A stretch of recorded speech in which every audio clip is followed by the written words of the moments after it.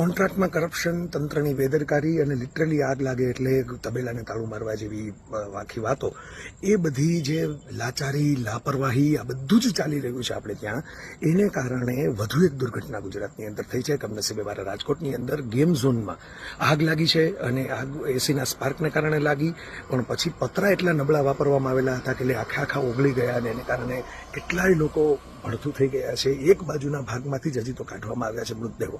એમાં 25 થી 30 જેટલા હોય એટલી આશંકા છે અને હજી તો કામ ચાલુ છે. કોઈ હેલ્પલાઇન નંબર તો હજી છે નહીં.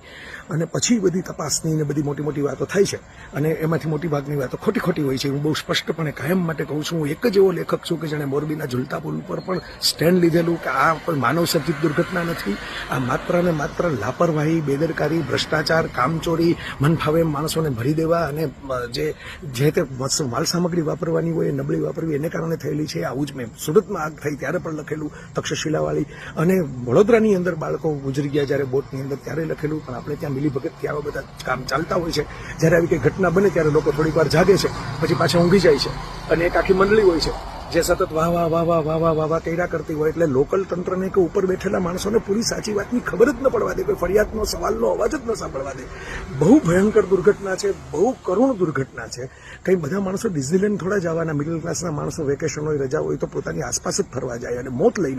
કોન્ટ્રાક્ટમાં કરપ્શન, તંત્રની બેદરકારી અને લિટરલી આગ લાગે એટલે તબેલાને તાળું મારવા જેવી આખી વાતો, એ બધી જે લાચારી, લાપરવાહી આ બધું જ ચાલી રહ્યું છે આપણે ત્યાં, એને કારણે વધુ એક દુર્ઘટના ગુજરાતની અંદર થઈ છે. કમનસીબે મારા રાજકોટની અંદર ગેમ ઝોનમાં આગ લાગી છે અને આગ એસીના સ્પાર્કને કારણે લાગી, પણ પછી પતરા એટલા નબળા વાપરવામાં આવેલા હતા કે આખા ઓગળી ગયા અને એને કારણે કેટલાય લોકો ભડથું થઈ ગયા છે. એક બાજુના ભાગમાંથી જ હજી તો કાઢવામાં આવ્યા છે મૃતદેહો.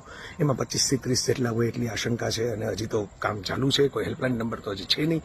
અને પછી બધી તપાસની ને બધી મોટી મોટી વાતો થાય છે અને એમાંથી મોટી ભાગની વાતો ખોટી હોય છે. હું બહુ સ્પષ્ટપણે કાયમ માટે કહું છું, હું એક જ એવો લેખક છું કે જેણે મોરબીના ઝુલતા પુલ ઉપર પણ સ્ટેન્ડ લીધેલું કે આ કોઈ માનવ સર્જિત દુર્ઘટના નથી.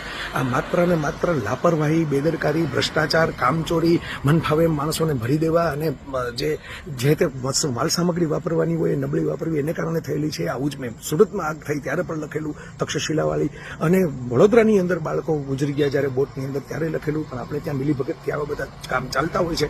જ્યારે આવી કંઈ ઘટના બને ત્યારે લોકો થોડીક વાર જાગે છે, પછી પાછા ઊંઘી જાય છે અને એક આખી મંડળી હોય છે જે સતત વાહ કર્યા કરતી હોય. એટલે લોકલ તંત્રને કે ઉપર બેઠેલા માણસોને પૂરી સાચી વાતની ખબર જ ન પડવા દે, કોઈ ફરિયાદનો સવાલનો અવાજ જ ન સાંભળવા દે.